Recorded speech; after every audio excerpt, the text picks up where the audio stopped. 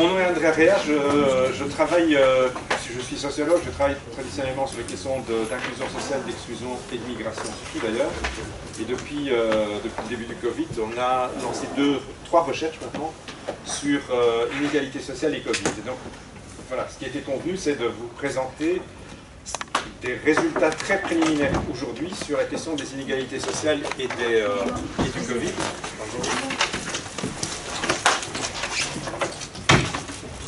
Alors, on fait des enquêtes quantitatives et qualitatives. Pour quantitatives, on n'est pas encore très loin, donc je vais vous montrer surtout des résultats internationaux. Et puis l'interrogation qui est quand même sous-jacente à ce que vous allez faire vous, c'est pourquoi est-ce que ce sont les quartiers les plus dégradés, les populations les plus défavorisées qui sont aussi le plus touchés, d'une part par la diffusion de la maladie, et d'autre part aussi des formes de résistance par rapport à la vaccination. C'est un peu ça, voilà, c'est comme ça que je vais le présenter. C'est un PowerPoint que j'avais déjà présenté, que Céline a vu la semaine passée, mais je vais aller un peu plus vite pour essayer de laisser quand même au moins 20 minutes d'échange. Voilà, donc je serai attentif aussi au temps que je vais prendre. Alors, on connaît depuis très longtemps, et en fait c'est surtout les virologues ou les personnes comme Marius qui connaissent et qui disent dans les journaux, sur les panneaux de télé, dans les informations médicales que c'est lié à des comorbidités, donc c'est la question de l'âge, et puis on parle de comorbidités comme les maladies cardiovasculaires, le diabète ou l'hypertension. Et ce qu'on évoque beaucoup plus, ou moins, pardon, moins que plus d'ailleurs, c'est la question de certaines populations sont plus touchées que d'autres. Et c'est comme si c'est venu après qu'on s'est posé cette question-là, alors que si on faisait attention à tout ce qu'on sait en santé publique, on aurait dû le savoir avant. Et donc ce que je vais aussi voir avec vous, dans un deuxième temps, c'est ce qu'on appelle, qu'est-ce que les mesures populationnistes, c'est-à-dire des mesures qui sont destinées à tout le monde, par exemple le port du masque ici, en fait a comme conséquence sur des populations qui sont inégales. Or, on a mené des politiques qui sont exactement les mêmes pour tout le monde, alors qu'on sait qu'en santé publique, tout le monde n'est pas touché de la même manière par les maladies.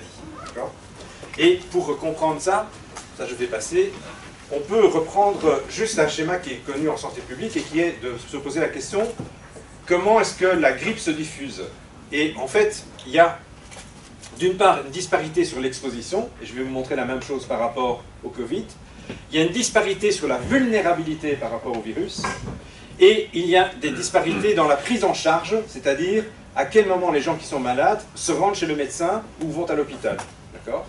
Auquel s'ajoute autre chose qui est, quel est l'impact des mesures sur l'exposition, sur la vulnérabilité et sur la prise en charge. Et pour étudier en fait le Covid, on peut reprendre exactement ce même schéma-là, c'est ce que je vais vous proposer vraiment très rapidement. Et dans un deuxième temps, je prendrai plutôt les données qualitatives qu'on a analysées, qui sont sans doute aussi utiles pour vous, et qui ont trait surtout à quels sont les effets des mesures populationnistes sur les quartiers les plus populaires. Même si j'aime pas le terme de populaire, qui est plutôt les quartiers relégués et les populations défavorisées. Alors, ce qui est important, c'est que par la question de la pauvreté, très vite vous allez voir que ce qui joue, c'est deux éléments que les enquêtes ont mis en évidence, alors très tôt, parce que c'est déjà au mois de mai de l'année passée, c'est en fait les questions qui sont liées davantage au logement et au type de métier. D'accord? Alors, ça, c'est connu, donc je vais aller assez vite, c'est...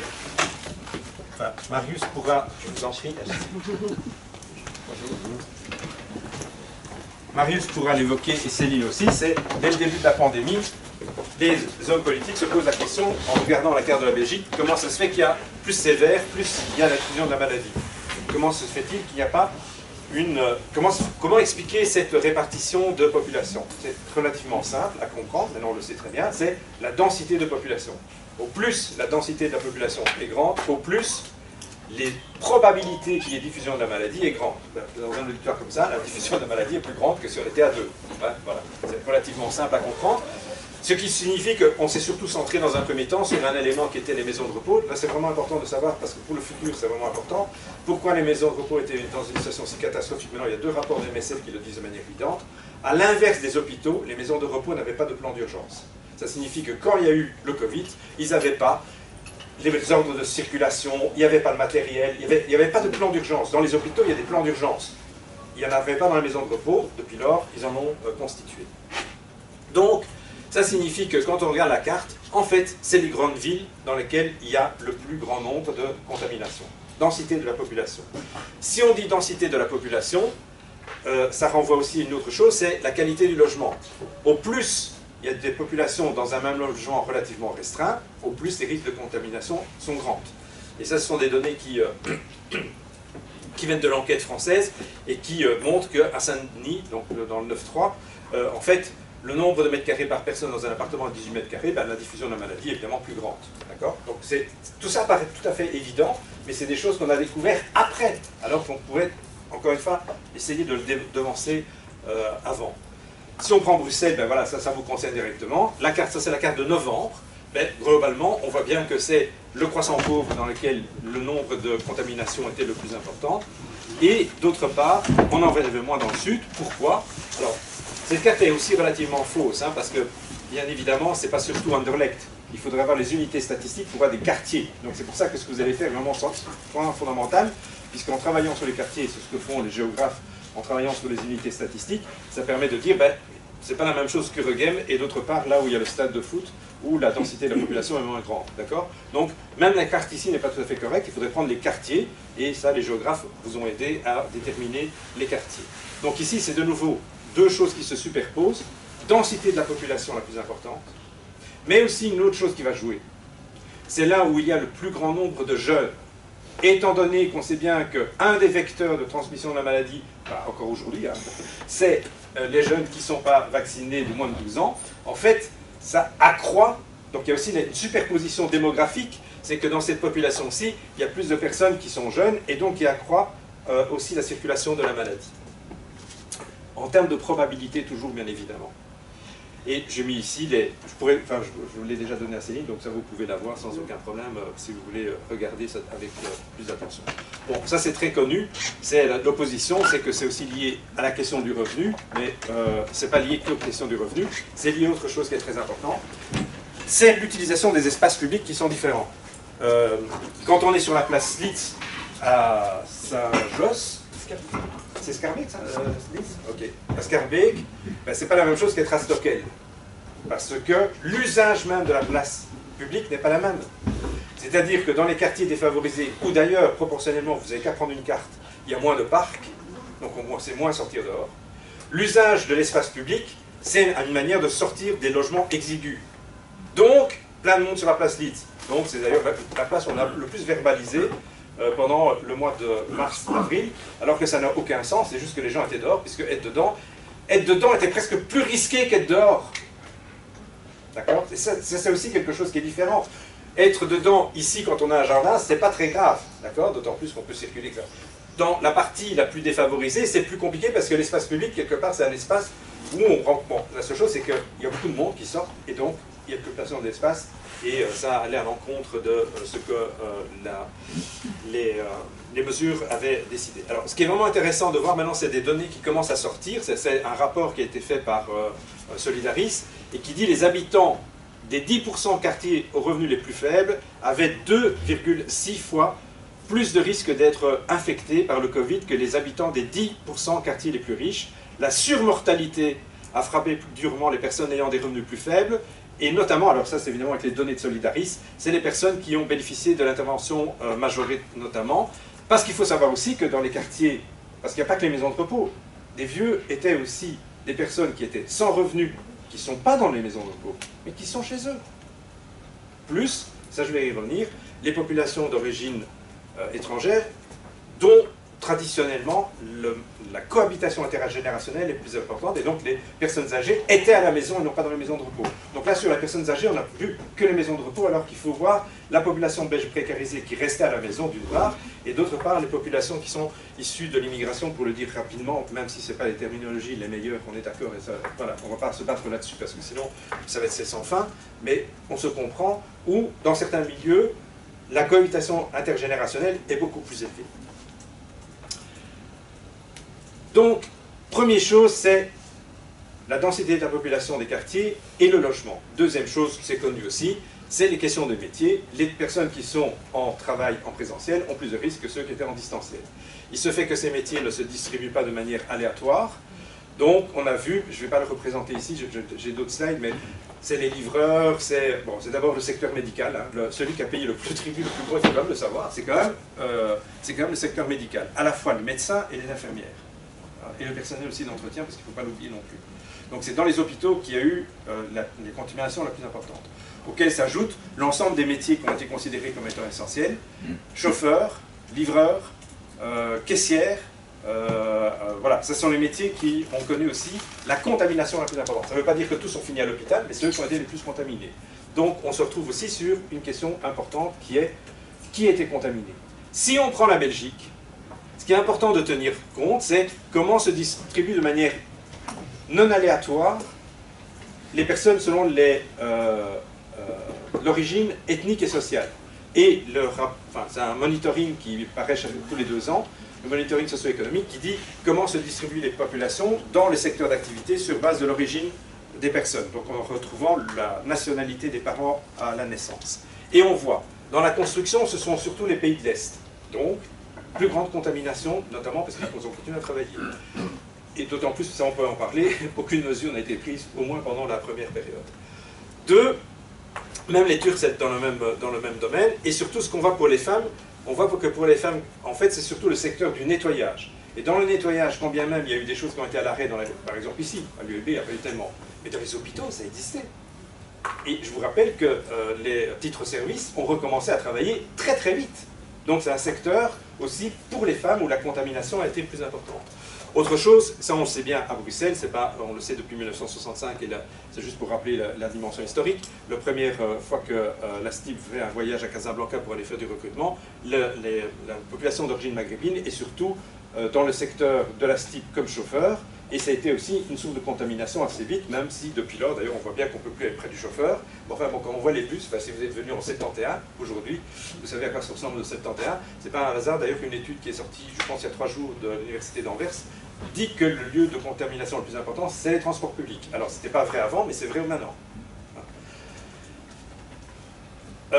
Et je ne voudrais pas oublier, parce que je voudrais y revenir aussi, c'est les populations d'origine africaine, non nord-africaine, donc c'est-à-dire subsaharienne, pour le dire, alors là aussi, pour ne pas prendre trop de temps, mais on est surreprésentation, et on le sait, dans le secteur notamment des maisons de repos et dans le secteur de la santé. Donc c'est aussi une population féminine qui était fortement touchée en raison du travail qu'elle exerce. Alors, je vais passer sur ce qui se passe dans d'autres pays, mais ça c'est quand même intéressant, hein. Donc c'est quand même de voir qu'en Angleterre, par exemple, la population afro-carabéenne avait 9 fois plus de chances d'être contaminée que les Blancs. Pourquoi? Parce qu'ils sont super surreprésentés dans le secteur socio-sanitaire. Aux États-Unis, on va passer, et ça c'est l'étude française, je vais aller vite là-dessus aussi, mais elle confirme ce que je viens de vous dire, à savoir que c'est les communes dans les plus denses où on a le double de contamination. Ce sont les professions, alors on ne le voit pas apparaître, c'est dans le domaine des soins où c'est le triple de contamination, et c'est dans les familles où il y a plus de 3 personnes que les contaminations sont les plus importantes. Donc, encore une fois, vous avez une représentation statistique des personnes. Dernier point, évidemment, c'est l'accès aux mesures de protection. Bon, on va pas revenir sur l'affaire des masques. Aujourd'hui, c'est peut-être pas ça qui est le plus important, mais initialement, c'était évidemment des éléments qui jouaient un rôle important. Autre élément qu'on connaît depuis longtemps, c'est le deuxième paramètre. La vulnérabilité face à la maladie ne se distribue pas de manière aléatoire. Et là, il est un fait que les populations les plus précarisées sont celles qui subissent le plus ce qu'on appelle les maladies non transmissibles, c'est-à-dire le diabète, l'hypertension. Quelque chose qui est très important, c'est l'asthme, parce que c'est aussi, c'est en raison d'ailleurs des quartiers, parce que les quartiers que je vous ai signalés, c'est ceux aussi où le degré de pollution est le plus grand. Et évidemment le cancer, etc., etc. Et je vous ai juste donné quelques données qui le montrent en tant que tel. Ceci, c'est pour le diabète, c'est le niveau européen, et on a ici, en fait, les bâtonnets représentent ce qu'on appelle les quintiles des impôts, plus on est moins imposé et donc on a un revenu moins élevé, plus on a une probabilité d'avoir le diabète. Alors il n'y a évidemment pas que ça, on sait bien aussi que dans des traditions, et ça on le sait, on va le voir avec les données que je vais vous montrer de Saint-Pierre et d'Erasme, c'est que les populations, surtout maghrébines, ont aussi une probabilité plus grande d'avoir le diabète, aussi pour un usage alimentaire différent, en particulier l'utilisation du sucre. Même chose sur les maladies d'obstruction de voie respiratoire. Ici, c'est de nouveau les niveaux socio-économiques, le plus faible, le plus élevé.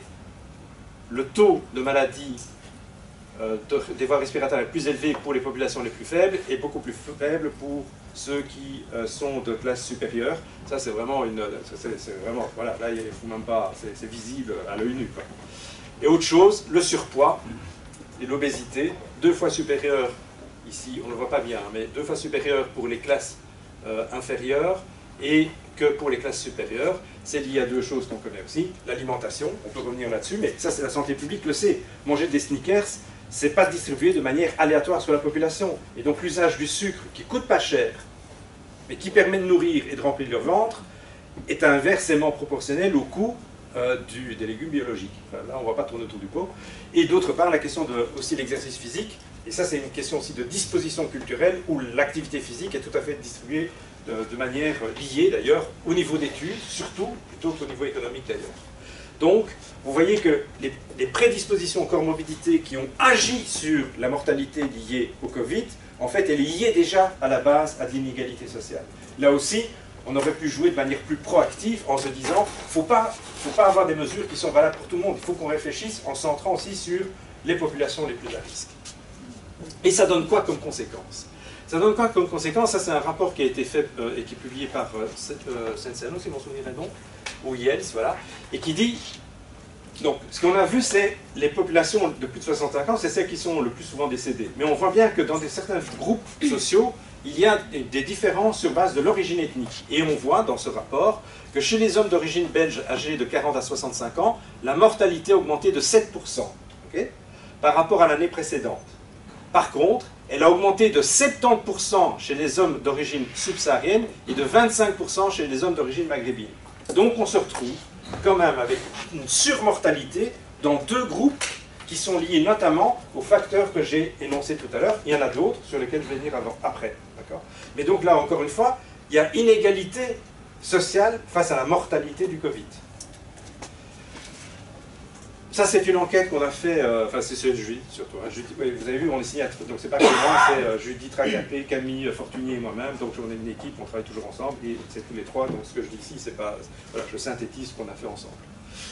C'est une étude qui compare en fait les données, parce que le problème de la Belgique, ça je l'ai déjà dit à Céline, c'est quand même hallucinant. Donc en Belgique, on est dans un pays où on est arriéré sur l'accumulation des données scientifiques. Nous n'aurons les données relatives aux malades du Covid hospitalisés pendant l'année 2020 qu'en juin 2022. En juin 2022. Donc on ne sait pas piloter, on ne sait pas monitorer une politique publique à partir du moment où on est... Enfin, c'est hallucinant, enfin voilà, je le dis, je le redis, parce que c'est quand même quelque chose qui est hallucinant. Donc on a travaillé sur 2 hôpitaux, Saint-Pierre et Erasme, pour lesquels on a pris les données avec Nicolas Dauby et Jean-Christophe Goffard, qui sont les 2 responsables Covid dans les 2 hôpitaux. Et qu'est-ce qu'on a fait? On a fait une comparaison. Alors, ce qui est important, c'est que ce sont 2 hôpitaux, et on sait très bien que les hôpitaux le démontrent de manière forte, c'est il y a une dépendance de la localité où on vit par rapport à l'hôpital. C'est-à-dire qu'on a été dans l'hôpital le plus proche. À l'inverse de ce qu'on fait d'habitude quand on est malade d'autre chose, en fait on choisit un médecin ou un service, etc. Pour le Covid, on allait dans l'hôpital le plus proche. Donc les données que je vous montre traduisent la population locale qui entoure les 2 hôpitaux. D'accord? Donc on ne peut pas en faire une généralisation. C'est fortement lié à ce qui est là. Mais ça donne quand même une idée de ce qui s'est passé. Qu'est-ce qu'on sait en distinguant les patients hospitalisés Covid et d'autre part ceux qui finissent en soins intensifs?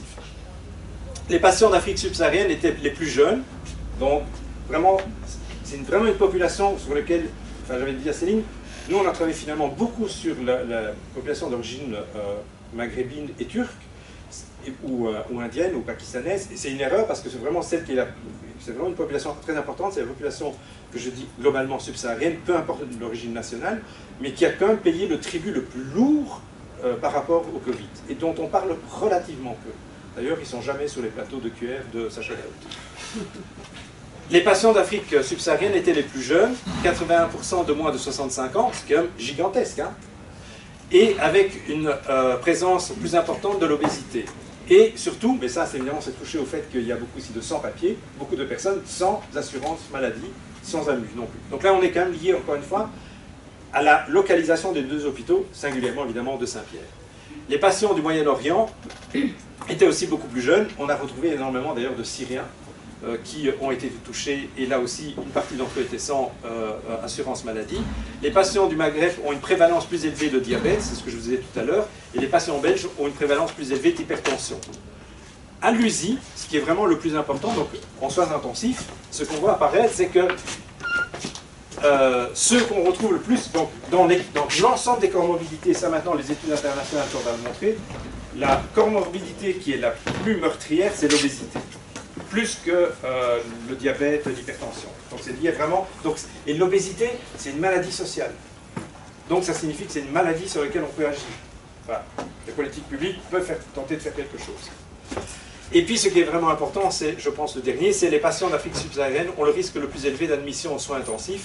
Donc vous voyez bien que ça se cumule. Et c'est vraiment important, évidemment ça se cumule, aussi parce que c'est la population où le taux d'obésité était le plus important. Mais encore une fois, n'oublions pas que ces données sont liées à deux hôpitaux, dont le recrutement, évidemment, de la population belgo-étrangère est la plus élevée. D'accord ? Donc il faut prendre ça avec précaution. Alors maintenant, je vais vous présenter plutôt la partie qualitative, parce que ça, bon, le lien avec votre méthodologie sans doute peut se faire à un moment donné. Et donc, c'est les conséquences des mesures populationnistes sur ces populations précarisées, et qu'est-ce que ça dit aussi par rapport à la question de la vaccination, ce qui touchera un peu, évidemment, à ce que vous allez faire. Pardon. Donc, j'insiste beaucoup sur, c'est vraiment la terminologie est importante, ce sont des mesures populationnistes. C'est-à-dire qu'on n'a pas pris des mesures spécifiques. Je vais vous prendre, aujourd'hui, bon, je ne l'ai pas montré au début, aujourd'hui, ceux qui travaillent, ou qui ont travaillé sur la question de l'HIV et du sida disent, c'est quand même de la folie, on avait quelque chose qui ressemblait aussi à une pandémie, on n'a tiré aucune conclusion de la manière dont on a traité la question de l'HIV et du sida pendant toute une époque. Notamment, en ayant des politiques ciblées par rapport aux populations qui étaient le plus à risque. On a mis en œuvre des populations, on a mis en œuvre des mesures populationnistes, confinement, télétravail, et plus des choses, bon, on va revenir dans une seconde, mais on peut le voir déjà ici, demander à quelqu'un qui est contaminé de rester à la maison et de faire de l'isolement à la maison quand il y a 4 personnes dans 75 mètres carrés, c'est juste no way, c'est pas possible. C'est une mesure qui n'a pas de sens si on ne tient pas compte de la structure d'habitation et de la structure de la population dans les logements. D'accord ?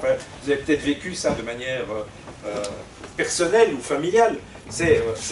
Donc ça, c'est vraiment la mesure qui est inapplicable et par rapport à laquelle, alors je sais bien, moi j'ai dit au cabinet Marot, on m'a dit ouais, mais on n'a pas d'argent pour mettre les gens dans les hôtels. C'est possible, mais il fallait quand même imaginer, il fallait quand même tenter ou imaginer pour le futur.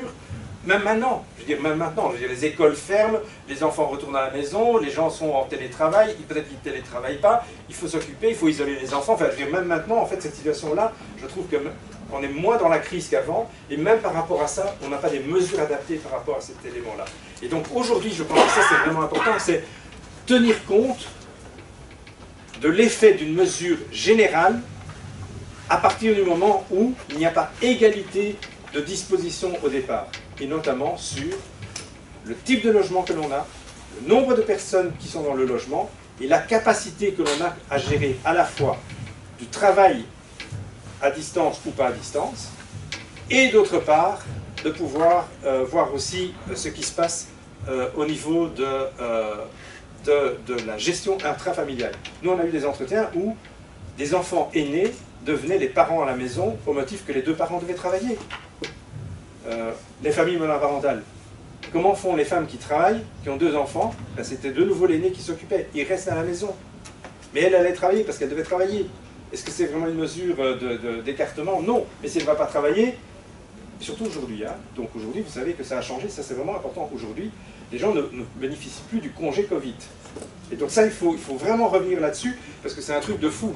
Donc ça signifie que c'est une mesure qui va conduire les gens, même s'ils ont un risque, voire même s'ils ont le Covid, à aller bosser. D'accord? Donc c'est vraiment une mesure. Voilà. Donc c'est pour revenir donc sur les effets de mesures populationnistes qui ne tiennent pas compte de la différenciation au niveau du logement et au niveau de l'emploi. bon, ça c'est ce que je viens déjà de dire d'une certaine manière, mais on pourrait reprendre donc les conséquences des mesures populationnistes et notamment le télétravail des services publics. Ça c'était une catastrophe, ça, tout le monde l'a su, vous l'avez vécu. C'est les communes qui ne répondent plus, l'office étranger qui ferme pendant 15 jours, les CPS. Alors, il y en a qui fonctionnaient, il y en a qui ne fonctionnaient pas. Il y en a qui ont mis en œuvre plein de choses, il y en a qui n'ont pas mis en œuvre de choses. Mais là, c'était la règle, en fait, il n'y avait pas de règle. Donc, c'était, en fait, une rupture des services publics. Activisme, Forem, etc. ont été vraiment très en panne. Et puis, il y a une chose qu'il faut aussi voir, qui est vraiment de l'inégalité. C'est, pour les populations les plus défavorisées, qui sont le moins alphabétisées, qui ont les difficultés linguistiques et blablabla, en fait, le principe général de régler les problèmes administratifs, c'est d'aller au guichet. D'accord? À partir du moment où on fait du travail, on passe sur une liaison informatique ou en visioconférence, etc. Donc, fracture numérique va apparaître comme étant une cause qui rend difficile l'accès aux services publics, auquel se rajoute par ailleurs le fait que l'absence d'interaction, voilà, c'est compliqué, et d'autant plus que ce qui a été fait, et qui pour moi reste incompréhensible, dans les administrations publiques, tout le monde est passé à la visioconférence, sauf les services publics. On faisait tout par email. Et alors on envoyait un email, puis peut-être qu'on avait une réponse 3 jours après. On sait pas. Or la visioconférence était une manière de transformer le coup de téléphone par de la visioconférence. Là je pense qu'il y a une réflexion à avoir au sein des administrations. Et puis il y a la barrière linguistique. Bon, à Bruxelles, ça joue un rôle important. On peut tourner autour du pot comme on veut. Même si on parle français, c'est pas parce qu'on parle français qu'on comprend tout et qu'on sait s'exprimer complètement. Et donc sur des questions administratives qui sont toujours hyper complexes, en fait, l'absence du guichet ne permet pas aussi d'être accompagné. Parce que ce qui se passait souvent, ça vous le savez, quand vous allez dans une administration communale, les gens se font accompagner quand ils ont des problèmes. À partir du moment où il n'y a plus de guichet, on ne sait pas se faire accompagner. Donc, on est dans quelque chose qui est important aussi à signaler, c'est l'impossibilité de faire valoir ses droits. Parce que cette mesure générale a comme conséquence de ne pas faire valoir ses droits. Oui, je vous en prie. J'ai envie d'ajouter, le mail, c'est une chose, mais c'est bien que la population n'a pas accès à oui. aussi. Tout à fait. Mais ça, c'est ce qu'on appelle la fracture numérique, qui est l'absence de matériel, les problèmes techniques et la difficulté de l'utilisation. Vous avez tout à fait raison, c'est sur les 3 volets qu'on met dans la fracture numérique. Autre chose, c'est le télétravail, le travail social. Bon, ça, je l'ai dit, je l'ai redit. Je ne sais plus où je l'ai mis d'ailleurs. Voilà, je l'ai mis là. Le fait que le travail social s'est arrêté était une catastrophe en réalité pour les populations les plus précarisées. Parce que ça signifie que tous les intermédiaires sociaux, pour toutes les questions administratives, toutes les questions sociales, toutes les questions d'information, n'ont plus été là. Donc, je pense qu'il y a un enjeu à faire reconnaître le travail social comme un métier essentiel qui doit être maintenu. Alors il faut y voir avec les protections, etc. Mais il faut le maintenir, parce qu'il est fondamental par rapport aux populations qui sont en rupture de lien, qui ne comprennent pas l'information, et de toute façon ils ne vont pas regarder dans les publications mainstream, les journaux télévisés, les conférences de presse. Enfin, il n'y a que les politiques qui pensent qu'on regarde les conférences de presse pendant 3 heures où les gens sont en train de raconter des choses que personne ne comprend. Donc l'ensemble des intermédiaires n'ont pas été alimentés d'informations pour les transmettre aux populations.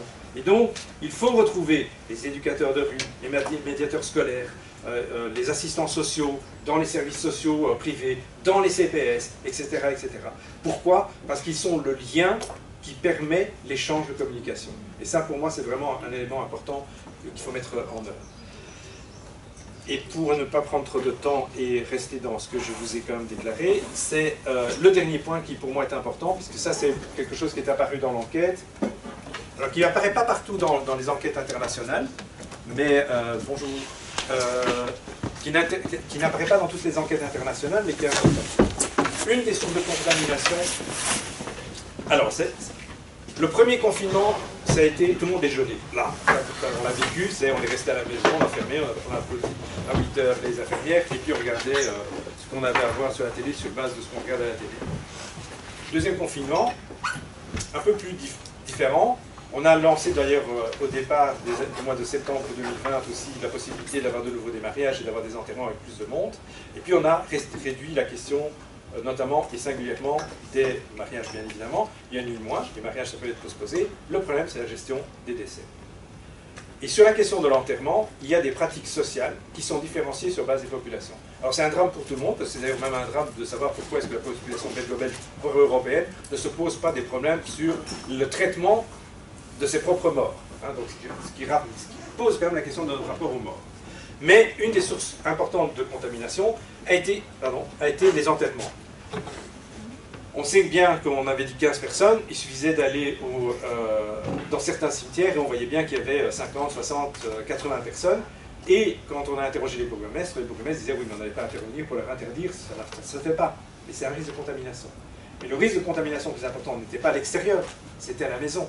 Et à la maison, c'est un conflit de normes entre l'obligation morale qu'ont certaines populations d'aller voir et visiter les familles où il y a des décédés, est plus forte que la contrainte et l'obligation sécuritaire de ne pas y aller.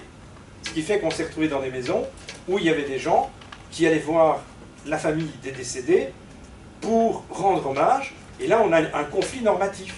Mais ça aussi c'est quelque chose qu'il faut essayer de réfléchir au départ, sinon c'est compliqué. Et puis il y a les questions de santé mentale sur lesquelles je ne reviendrai pas parce que vous les connaissez très bien, il y a eu plein de choses qui sont faites, mais je voudrais venir en fait à la question de... J'ai passé la communication? Voilà. Parce que ça, sur la communication, je m'excuse, j'ai été trop vite, c'est important par rapport à vaccination. Bon. Sur la vaccination, mais Céline qui a été souvent chez Sacha Daoud, le sait. Non mais je trouve que c'est une bonne représentation. Les plateaux de télé, c'est l'homme et la femme moyenne belge. C'est-à-dire qu'on a une moyenne. Il faut savoir parler, il faut savoir faire quelque chose, et il faut que le journaliste soit attentif à ce qui a été dit, qu'il comprenne, etc. C'est-à-dire que ça ne représente pas l'ensemble de la population dans sa diversité. Or, ces sources d'informations-là ne sont pas celles qui ont été prises par les populations que vous allez rencontrer dans les quartiers dans lesquels vous allez aller. Dans les quartiers dans lesquels vous allez, ce qui pose un problème, c'est que avec la communication transnationale, on était plus informé de la situation du Covid dans le pays d'origine que dans le pays dans lequel on vit. Parce que les canaux de communication sont ce qu'ils sont. 2, on a affaire à quelque chose qui est connu en santé publique, c'est une méfiance par rapport au discours scientifique qui n'est pas considéré comme... Enfin, je veux dire, globalement, ceux qui ont un niveau d'études élevé, qui ont fait des études, ont presque une disposition de croyance par rapport à la science. D'accord? On croit. On se dit, on s'est fait vacciner, il y a peut-être un risque, mais on croit qu'il y a plus de chances que c'est une solution plutôt que c'est pas une solution. Au plus on est distant en termes de niveau d'études, au plus, en fait, on ne croit pas à la disposition scientifique. C'est un discours parmi tant d'autres. C'est-à-dire qu'on va mettre sur le même pied, certains d'entre vous peut-être le savent, moi j'en ai plein là, des communications de personnes qui font un message WhatsApp et qui dit voilà, je travaille dans tel endroit, j'ai vu que telle et telle personne a été contaminée, même si elle a eu le vaccin, donc le vaccin ne sert à rien. Elle envoie ça à une personne, ça fait le téléphone que l'on veut, ça démultiplie, et en fait cette information, c'est celle qu'on va croire. Donc, il est important aujourd'hui dans ces formes de communication-là, il est important dans ces types de communication-là de donner de l'importance à deux éléments qui sont en fait superposés. C'est identifier des personnes dont on a confiance dans le discours qu'ils peuvent porter. Donc c'est des intermédiaires. Il y en a eu plein. Il y a eu dans plein de communes, il y a eu des ambassadeurs, etc. Mais ces ambassadeurs n'étaient pas nécessairement préparés non plus à diffuser un discours. Donc la formation de ces intermédiaires est importante. Donc trouver des personnes de confiance et aussi faire des formations auprès d'elles, en particulier sur, 1, les sources de contamination, et 2, sur la question de la vaccination, et aussi de restaurer la validité du discours scientifique, parce que c'est celui-là, par ces intermédiaires-là. Ensuite, ce qui est important aussi, c'est ce qui n'a pas été fait, enfin ce qu'on voit, vous aurez peut-être aussi cette information, c'est les supports qui existent étaient très mauvais. Enfin, la traduction était lente, elle est venue vraiment beaucoup plus tard, elle n'a pas percolé jusque dans les populations, et là aussi c'est quelque chose qui est assez manquant. Autre élément, c'est la sous-utilisation des acteurs de proximité, en ce compris socio-sanitaires, notamment les médecins généralistes, les maisons médicales. Il y a plein de maisons médicales qui ont fait plein de choses, Mais le matériel, quand on les interroge, le matériel qu'elles avaient à disposition pour pouvoir faire de l'information précise par rapport aux populations est insuffisant. Et puis il y a une chose qu'il faut tenter de comprendre et que je vous ai dit depuis le début, qui est nous avons des dispositions à comprendre les choses qui sont distribuées sur base de nos appartenances de classe, de niveau d'études, etc. Ce n'est pas parce qu'on dit une fois à quelqu'un un discours que ce discours est intégré. Donc, la répétition et le monitoring de ces formes de répétition est important. Il ne suffit pas de faire des tables d'information sur le marché de la place de Molenbeek pour penser que la population est informée. Il faut l'informer une fois, il faut l'informer deux fois, il faut revenir, il faut revenir, il faut revenir. Pourquoi? Parce qu'il faut changer la disposition des personnes, c'est-à-dire leur inclinaison à croire ou à pas croire le discours qui est en train d'être dit. Or ça, ce n'est pas une question d'information. C'est une question, je m'excuse de dire comme ça, c'est pas péjoratif, d'éducation. C'est-à-dire d'incorporation d'une autre manière de penser. L'information, c'est, je reçois des informations, elles collent dans mon cerveau parce que j'ai une disposition déjà dans ma tête à pouvoir comprendre l'information.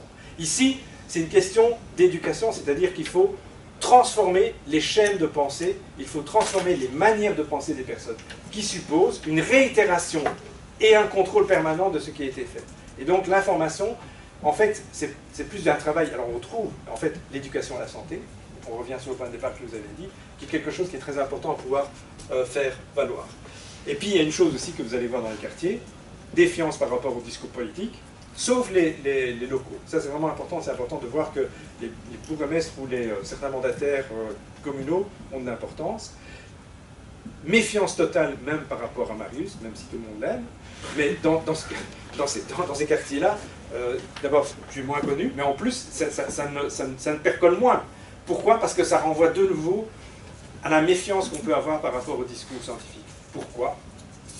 Parce qu'il y a toujours une équivalence qui est faite entre le discours qu'un scientifique peut tenir et la casuistique que quelqu'un qu'on aime et qu'on connaît peut raconter.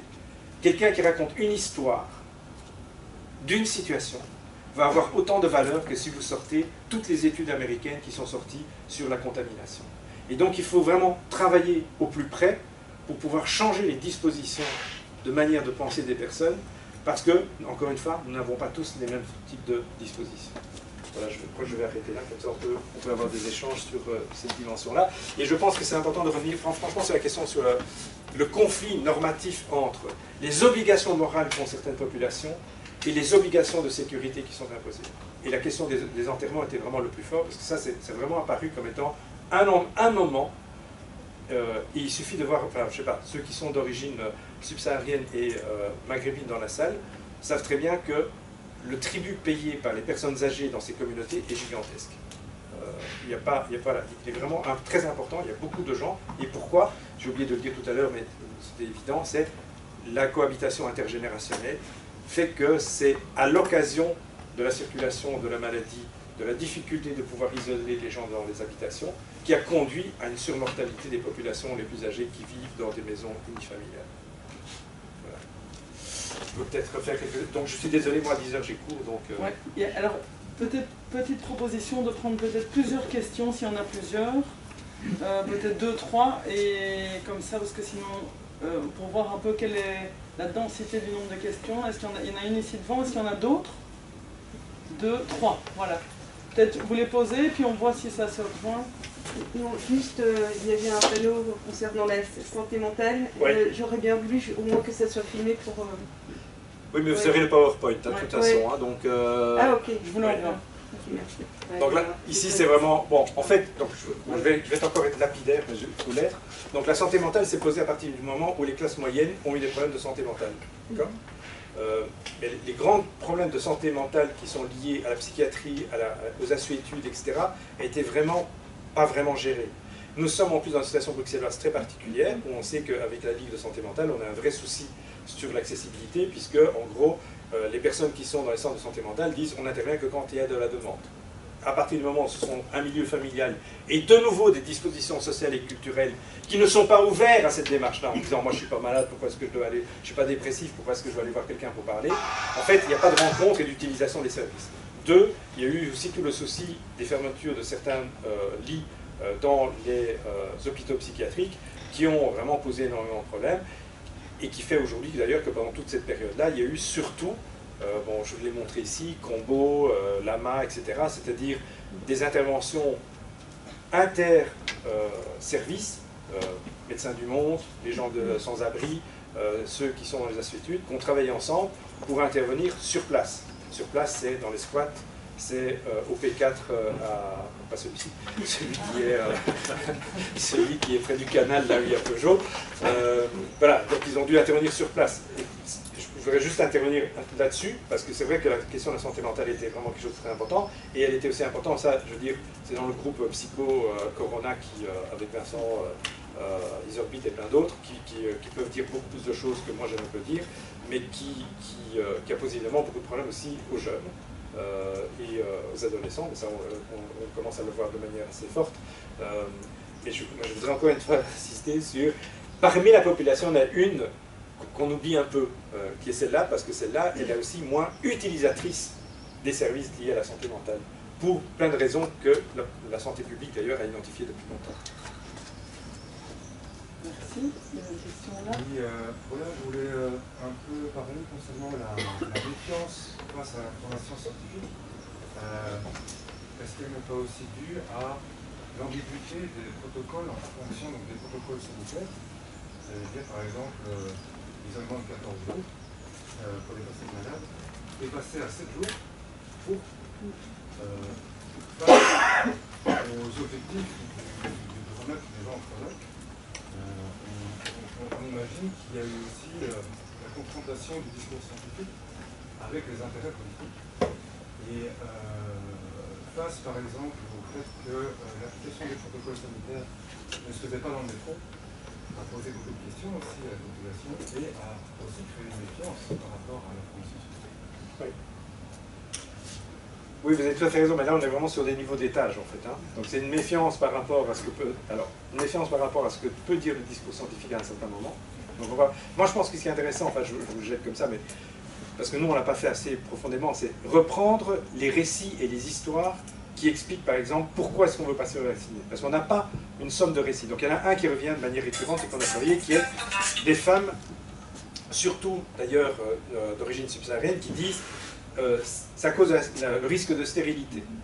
Et donc elles reviennent systématiquement sur cette même thématique, qui par ailleurs est généralisée parce que WhatsApp fonctionne et qu'il y a des histoires qui sont racontées, et je connais quelqu'un qui qui l'a fait et qui a des problèmes, et donc il y a tout de suite lien causal. Donc il y a quelque chose qui tourne autour d'abord du discours scientifique et de la méfiance par rapport à celui-là.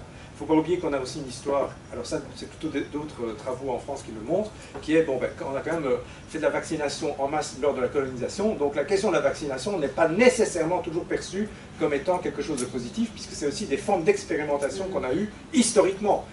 Et ça reste des traces. Alors après on peut dire, oui mais c'est pas aujourd'hui, c'est plus comme ça, mais voilà, il y a des croyances qui se constituent. Donc il y a d'abord cela.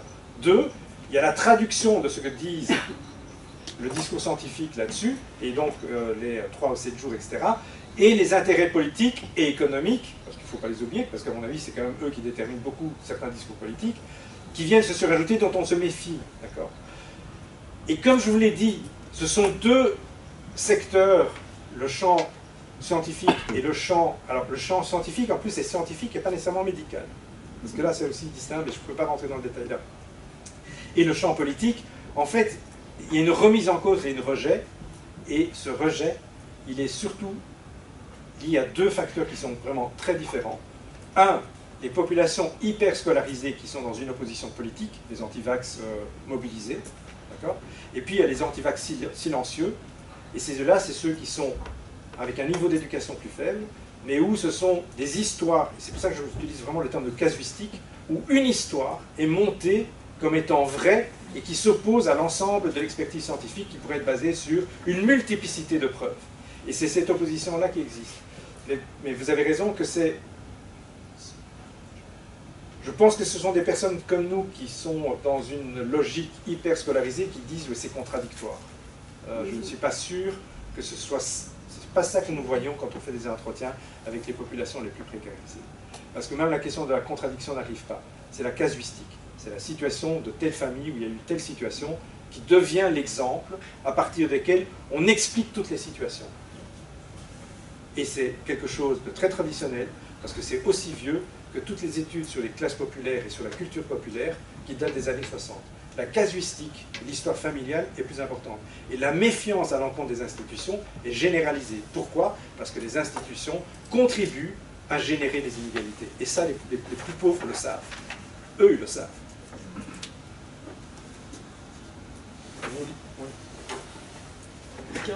Tout en lien aussi avec la santé mentale, mais on a très peu de temps, donc je vais pas... Allez-y, on a encore 10 minutes, Oui, hein, je peux on a pas... encore 10 minutes. Écoutez, je trouvais ça essentiel de pouvoir en parler parce qu'on constate effectivement que sur le terrain, ce qui va très mal actuellement sur la santé mentale des gens, lié à l'isolement, lié à la perte de l'emploi, etc., comme vous le savez. Et nous, on va être amenés justement à devoir, avec des populations, comme vous l'avez énoncé, qui n'ont pas accès à plein de choses, parce qu'au niveau éducatif, ben voilà, n'ont pas eu la possibilité. Donc on doit faire tout un travail aussi par rapport à la santé mentale et le besoin de la population de pouvoir trouver un lieu où déposer, trouver, vous voyez, et leur donner cet accès. Et ça, on va devoir absolument travailler sur le terrain. C'est pour ça que je voulais un petit peu qu'on en parle un petit peu.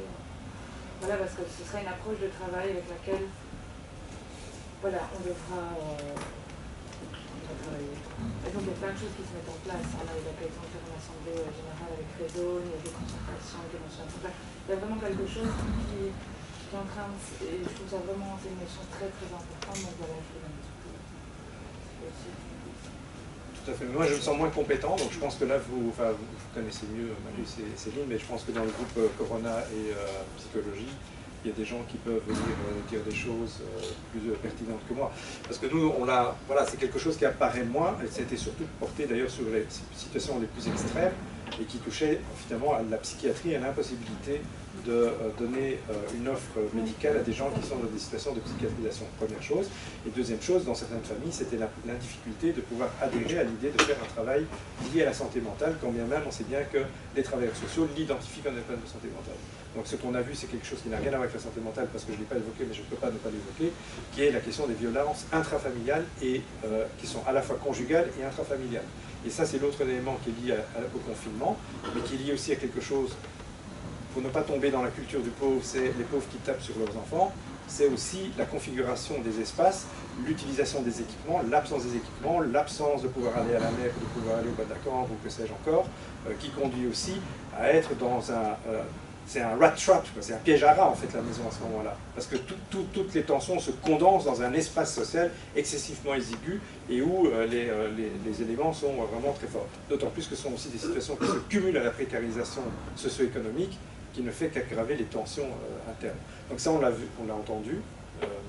Sur la question de la santé mentale, je pense que c'est mieux que vous aiguilliez vers des gens qui sont dans le groupe Corona et Psychologie, je pense qu'ils en savent beaucoup plus. Mais j'insiste sur une chose quand même sur la question de la santé mentale, il y a une différenciation sur l'inégalité sociale qui est très importante. On l'a évoqué à partir du moment où c'était les classes moyennes qui sont par ailleurs consommatrices des psys, et ce n'est pas les classes moyennes qui diront l'inverse, puisque depuis les adolescents jusqu'aux grands-parents, l'idée d'aller chez les psys est quelque chose qui se fait et d'aller déposer de l'argent, alors que ce n'est pas une disposition culturelle qui est étendue auprès des populations les plus précarisées, pour la même raison que j'évoquais tout à l'heure, c'est la distance par rapport à la disposition culturelle de faire confiance à ce type de discours-là, et donc pourquoi est-ce qu'on aurait besoin de ça?